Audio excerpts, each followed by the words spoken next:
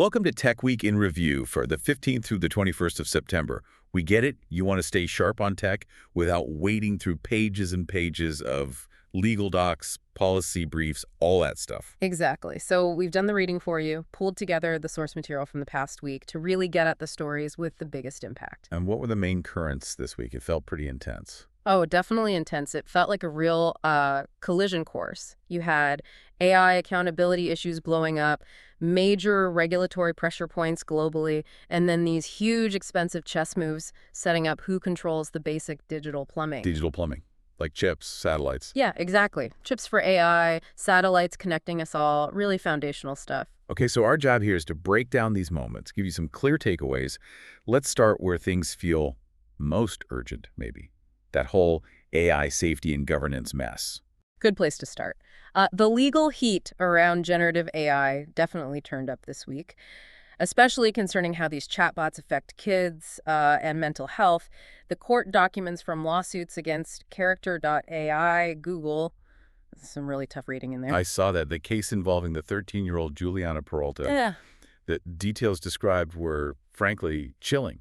The claims that the chatbot got into explicit, really manipulative conversations. Right before her death, and that quote that came out in the source material where the bot supposedly said, "You're mine to do whatever I want with." I mean, it just shows the kind of psychological danger we're potentially looking at. It's awful. And it wasn't just manipulation, was it? There was that testimony about ChatGPT. Yeah, that was startling. A teen user. The testimony showed ChatGPT brought up suicide over 12,275 times in their chats. Wow. Which was like 6 times more often than the teen mentioned it. That kind of data point really explains why the FTC, the Federal Trade Commission, is now looking into 7 big tech companies' potential harm to minors. So the industry has to react to this pressure, right? What are they actually doing to try and, fix this or at least manage it? Well, OpenAI is trying something interesting. They're working on an age prediction system.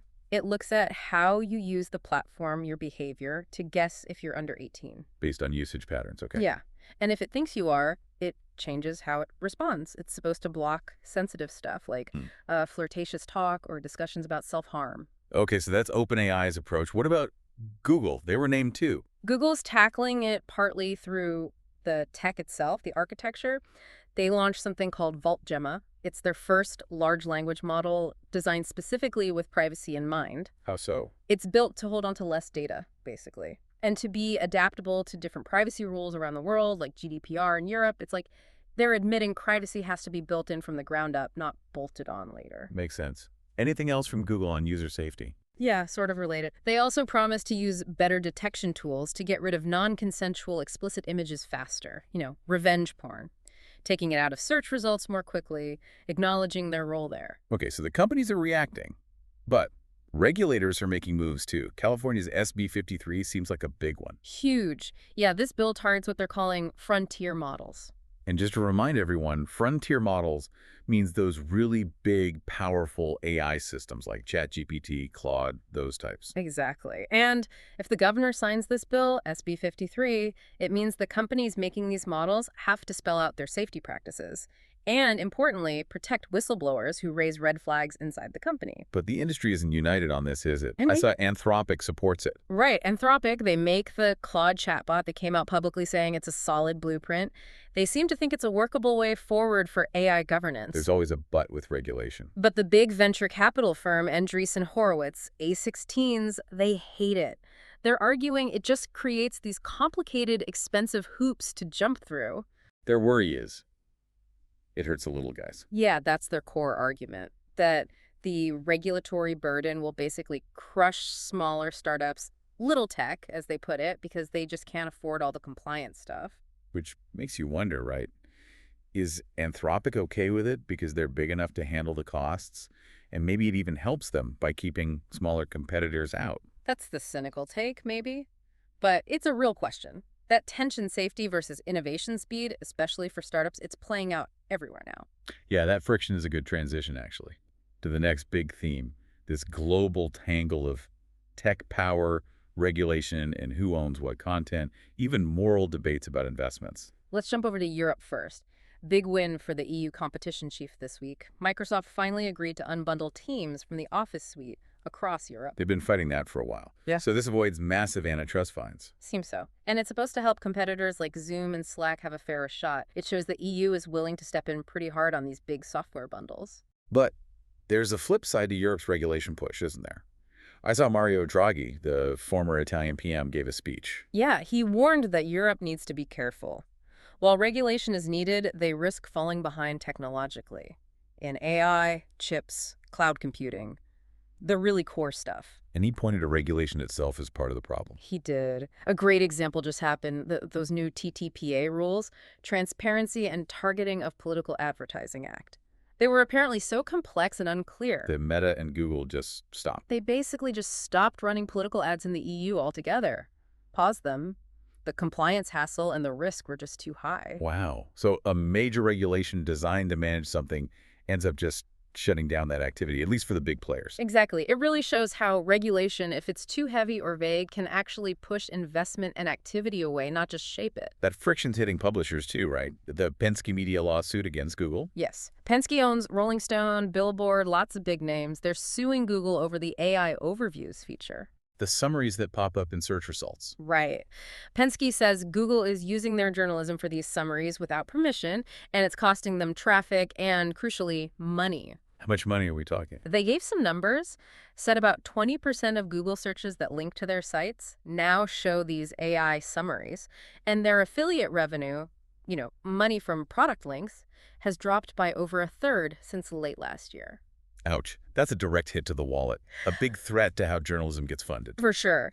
Now, shifting from money to, well, maybe morals, Massive Attack, the band, they pulled their music off Spotify this week. Wasn't about royalties this time, was it? No, not at all. It was about Daniel Ek, Spotify's founder. He invested a lot of money, like $600 million, into a company called Helsing. And Helsing does. Defense tech, specifically AI for analyzing battlefield situations for drones, military applications. Ah, so Massive Attack had an issue with that connection. A big issue. They put out a statement saying fans' money and artists' creativity shouldn't ultimately fund lethal dystopian technologies. They even compared it to past anti-apartheid boycotts, using their platform for an ethical protest about where the platform's money goes. That really connects the dots, doesn't it? Between listening to music and funding defense tech. Platforms are going to hear more of that, I bet. I think you're right. It puts the choices of tech leaders under a different kind of spotlight. Okay, let's move to our third segment. This is about the infrastructure, the corporate maneuvering, how the actual control of the digital world is shifting. And we start with a really surprising team-up. Nvidia, the absolute giant in AI chips right now, investing heavily in Intel. Rivals becoming partners. How much are we talking? $5 billion. Nvidia bought $5 billion worth of Intel stock. Wow. Intel needed that, right? They had a terrible year last year. Yeah. Reported a $19 billion loss, so this is a huge boost. Intel stock jumped almost 30% after the news broke. So what's the deal structure? What do they each get? Intel gets cash and validation, basically. And the deal is, Intel will design custom chips for NVIDIA's AI systems. Plus, Intel will integrate NVIDIA tech into its own PC processors. So NVIDIA gets its tech embedded even deeper into the whole computing ecosystem. Exactly. It helps cement NVIDIA's dominance at that really fundamental chip level across more of the market. A very strategic play by NVIDIA, even if it helps a rival. Very interesting. Okay, let's look upwards now. Satellites. That direct-to-cell race seems to be accelerating fast. It really is. SpaceX made a massive move. They bought $17 billion worth of radio spectrum from EchoStar. Spectrum, the radio waves needed for communication. Right, 50 millihertz of it. This is key for them to offer proper 4G LTE speeds directly from their Starlink satellites to regular phones on the ground. No special equipment needed. And they're launching more satellites for this. Thousands more. Up to 15,000 new ones planned, and Boost Mobile is already signed up to get access for its customers. But Starlink isn't the only player. Globalstar is in this too, right? The Apple partner. They are. They're dusting off plans for their own new constellation. Codename is Ikai Bleo XL1. Could be over 3,000 satellites. And they've got Apple's backing. Yep, leveraging that $1 billion investment Apple made. So it's shaping up to be a real battle between SpaceX Starlink and Globalstar Apple for who connects the unconnected parts of the world directly via satellite. Okay, so we have chips, we have satellites. Right. What about how we interact with all this stuff? The interface. Meta had their Connect event. Right, and they unveiled their next step in wearables, New Ray-Ban glasses, but these ones have a tiny display actually in the lens. Ray-Ban display glasses. How much? $799. The idea is you can see messages, maps, notifications without looking down at your phone. Okay, smart glasses aren't entirely new. What's Meta's twist? The real key might be the other device they announced, the Meta Neural Band. It's a wristband. What does it do? It reads tiny electrical signals from your muscles, subtle hand gestures to control things. So the band is the input, the glasses are the output. You got it. Zuckerberg literally called this combo the ideal form factor for personal superintelligence. They're not positioning these as just accessories. They see this wristband plus glasses setup as the main way you'll interact with AI down the road.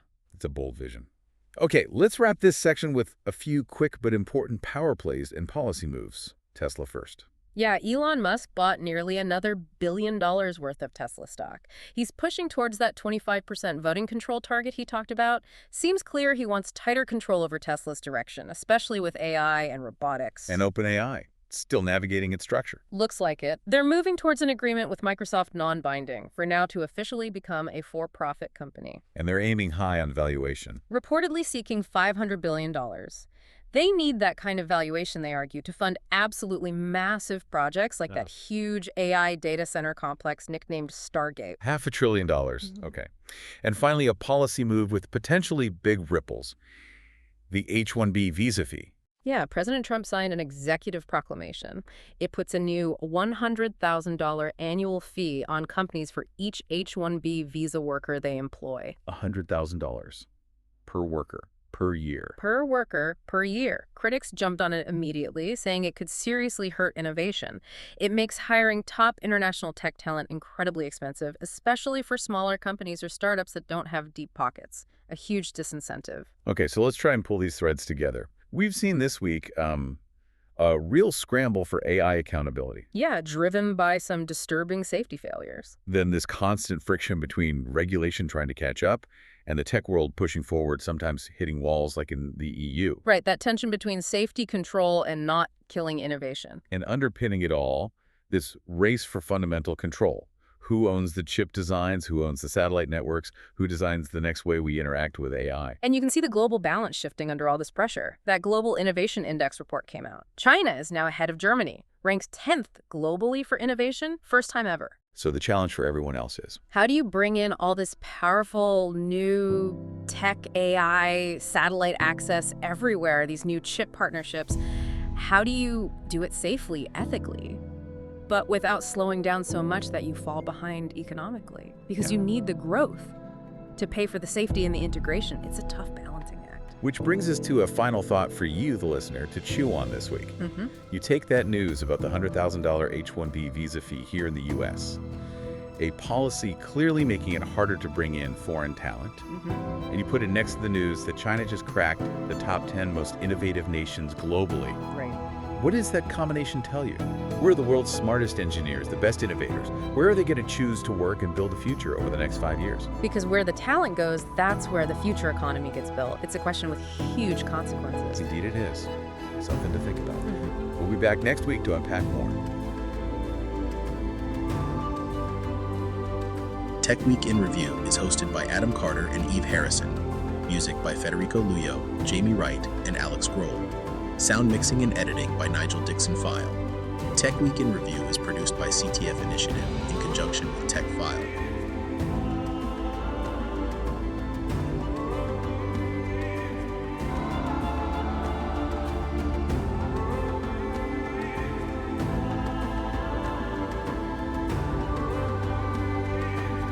If you are interested in more news, reviews, and articles, visit techfile.com and follow us on social media.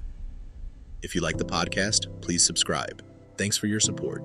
Keep following TF and TWR for the latest in tech changing your world.